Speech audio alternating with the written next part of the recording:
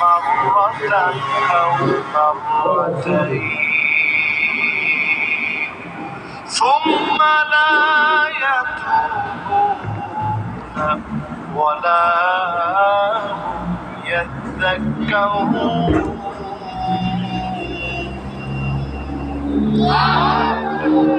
প্রত্যেক বছরে একবার কিংবা দুইবার আল্লাহ ধরেন, একবার অথবা এইবারের দুইবার ধরা বড় কঠিন হবে। এই 2025-এ দুইবার পৃথিবীর যে ধরবে বড় কঠিন হবে, লিখে রাখেন।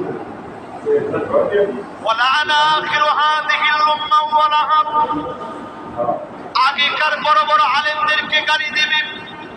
আল্লামা দেলোয়ার হোসেন সাইদি রহমতুল্লাহ আলাইহি উনাকে যারা গালি দিয়েছ তোমাদের কারণে আযাব গজব এসেছে, ঠিক কিনা বলেন? এবার আপনারা জমিনের দিকে তাকায় দেখেন, এই জমিনের উর্বরতা এই বছর বেড়ে গেছে। তোমার ঠিক কয় না? সরে বলেন। মাঝখানে কয়দিন তো ফেসবুক লাল বানায় ফেলছে। হ্যাঁ, এটা এখন কেউ দেখেন না কেন? এখন যে 1000 টাকার বাজার করলে 2 জন লাগে সাথে, এটা তো এখন কেউ লেখে না। মাঝখানে ও আল্লাহ, মরিচের দাম বেড়ে গেছে, অমুকটার দাম বেড়ে গেছে, এখন যে লাউ মাত্রা দিতেছে, আপনি তো লেখলেন না। ফুলকপি যে মানুষ মাত্রা দেয়, ওই লেখেন না তো এখন।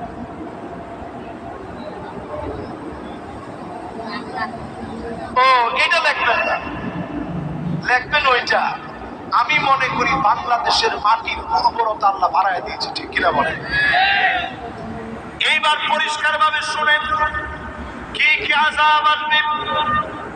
আযাব আসবে ফালইয়ারতাকিবু ইনদা যালিকা রিহান হামরা, বাতাসের সঙ্গে আগুন আসবে, চতুর্দিক ঘিরে ফেলবে। লস অ্যাঞ্জেলেসের আযাবটা দেখেন, বাতাসের সঙ্গে আগুন আসছে, চতুর্দিক ঘিরে ফেলেছে, আগুনের উৎপত্তি কেউ জানে না। আপনি মনে করবেন বাংলাদেশে আসে নাই, কিশোরগঞ্জে দাও দাও করে আগুন জ্বলে গেছে। আপনারা এই সংবাদ দেখছেন না ফেসবুকে? তাহলে আপনারা কি মনে করেন এই আযাব কি আমাদের দেশে আসে কিনা?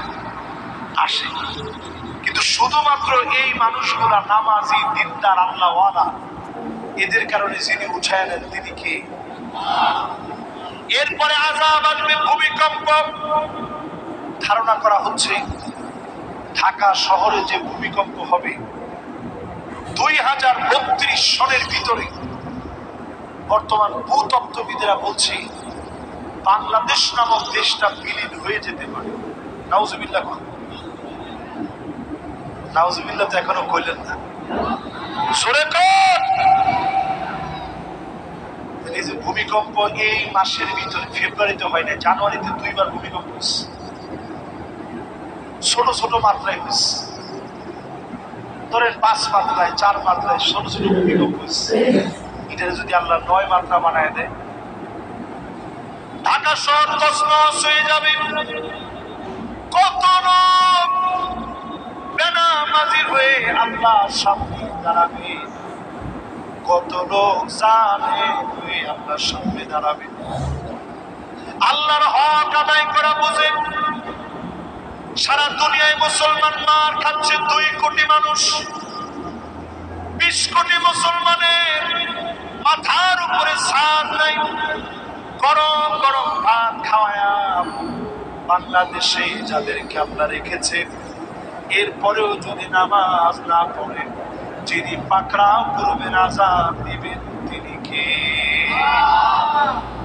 এরপরে আযাব আসবে, ভূমিধস হয়ে যাবে, হঠাৎ করে বিল্ডিং সহ টেনে নিয়ে যাবে মাটি।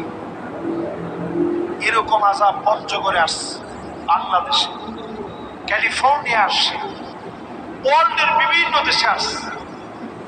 এটা সামনে বাড়বে বাড়বে বাড়বে। চিন্তা করেন, আপনি নামাজ পড়েন না, মাটি টান দিয়ে নিয়ে গেছে, অবস্থা কি? এরপরে আযাব আর আত্মহত্যা বেড়ে যাবে। জয়পুরহাটে বাড়ছে না কমছে? কিছু থেকে কিছু হইলে আত্মহত্যা করে।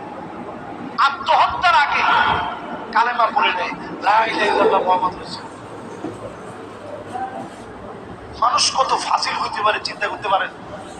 একজন মদ খাইতেছে বাম হাতে, আরেকজন পাশ থেকে মনে করাই দিচ্ছে, হে বেটা ডান হাতে খা।